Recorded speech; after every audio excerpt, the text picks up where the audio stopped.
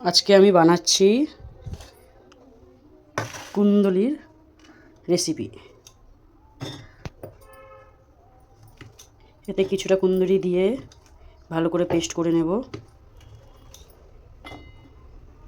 আজ আমি বানাচ্ছি কুন্দলির রেসিপি। কুন্দলিটা কেটে নিয়েছি ছোট ছোট করে, তারপর আমি মিক্সি বাটিতে দিচ্ছি, এটা পেস্ট করব। কিছুটা পেস্ট করা হয়ে গেছে, আবার আমি পেস্ট করছি, কিছুটা বাকি আছে। এই পেস্টটার মধ্যে 4-5টা কাঁচা লঙ্কা আর একটুখানি আদা, একটুখানি রসুন দিয়ে দিলাম। আমার পেস্টটা হয়ে গেছে। পেস্ট হওয়ার পর গ্যাসে একটা কড়াই বসিয়ে তাতে একটুখানি তেল দিয়ে দিয়েছি। তেলটা আবার গরম হোক। আমার এখানে তেলটা গরম হয়ে গেছে। গরম হওয়ার পরে আমার কাছে কিছু কুচানো পেঁয়াজ আছে, সেই পেঁয়াজটা দিয়ে দিলাম।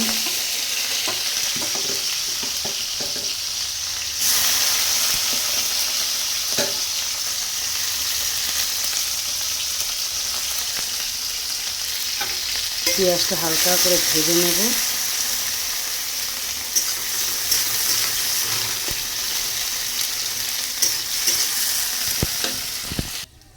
পেঁয়াজটা আমার ভাজা হয়ে গেছে, আমি তুলে নিলাম পেঁয়াজটাকে, সাইড করে দিলাম পেঁয়াজটাকে তুলে নেওয়ার পর একটুখানি কালো জিরে দিয়ে দিলাম,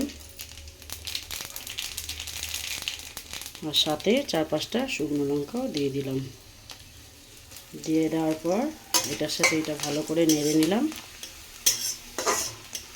নেড়ে নেওয়ার পর আমার কাছে যেই বাটাটা ছিল, আমি এই বাটাটা ঢেলে দিলাম।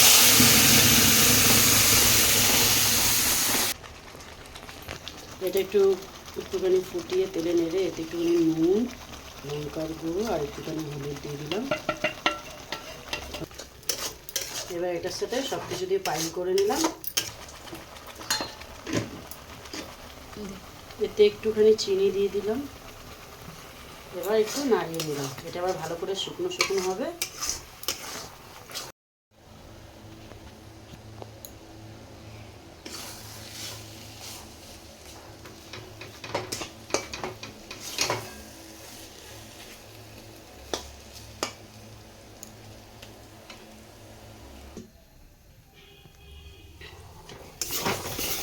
এই যে পুরো শুকিয়ে গেল, যে এটা আমি একটা পাত্রই ঢেলে নিলাম।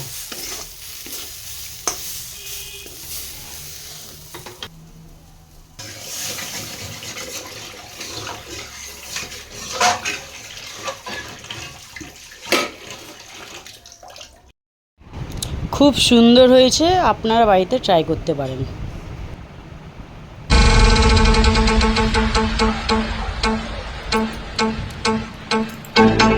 सुंदर टेस्टी हमको तुमसे प्यार है, जिया बेकरार है।